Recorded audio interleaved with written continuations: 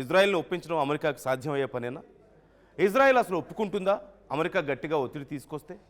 ఖచ్చితంగా ఒప్పుకునే పరిస్థితి కనిపించడం లేదు. ఇప్పటికే ట్రంప్ మాటని చాలాసార్లు లెక్క చేయలేదు ఇజ్రాయెల్.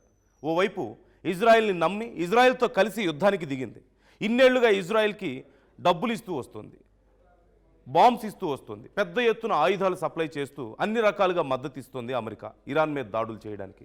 కానీ చివరికి పరిస్థితి ఎలా మారిపోయిందంటే, ఇంత ఫ్రెండ్షిప్లో ఇంత పెద్ద ఎత్తున సపోర్ట్ ఇస్తున్నా సరే అమెరికా మాటను ఇజ్రాయెల్ లెక్క చేయడం లేదు. ఒకవేళ ఇజ్రాయెల్ లెక్క చేయకపోతే ఇజ్రాయెల్తో తెగదెంపులు చేసుకుంటుందా అమెరికా? ఇజ్రాయెల్తో మాకు సంబంధం లేదని చెప్పగలుగుతుందా? లేకపోతే ఇజ్రాయెల్ మీద కూడా అవసరమైతే ఒత్తిడి తీసుకురాగలుగుతుందా ఏ రకంగా అయినా? అంటే ఆప్షన్స్ చాలా మినిమల్ అనే చెప్పాలి.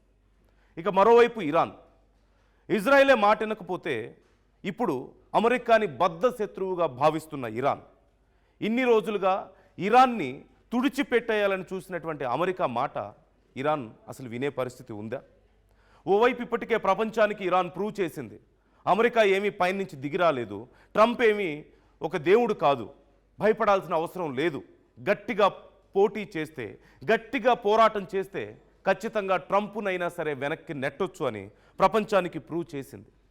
ఇలాంటి పరిస్థితుల్లో చాలా పాజిటివ్ ఎనర్జీతో ఇరాన్ నిండి ఉంది. అఫ్కోర్స్ ఆర్థికంగా దెబ్బతిని ఉంది, దాడుల వల్ల చాలా తీవ్రంగా దెబ్బతిన్నది, వాళ్ళ ఆయుధ సంపత్తి తగ్గిపోయింది. కానీ స్పిరిట్ మాత్రం చాలా పెద్ద ఎత్తున పెరిగింది. ప్రపంచానికి ప్రూవ్ చేయడం మాత్రమే కాదు, ఇలాంటి ఒక పెద్ద దేశాన్ని, ఓవైపు ఇజ్రాయెల్ని, మరోవైపు అమెరికాని సైతం ఢీకొట్టగల సత్తా ఇరాన్ దగ్గర ఉంది అని ప్రపంచానికి ప్రూవ్ చేసింది. సో ఇలాంటి పరిస్థితుల్లో ఇరాన్ వింటుందా అమెరికా మాట?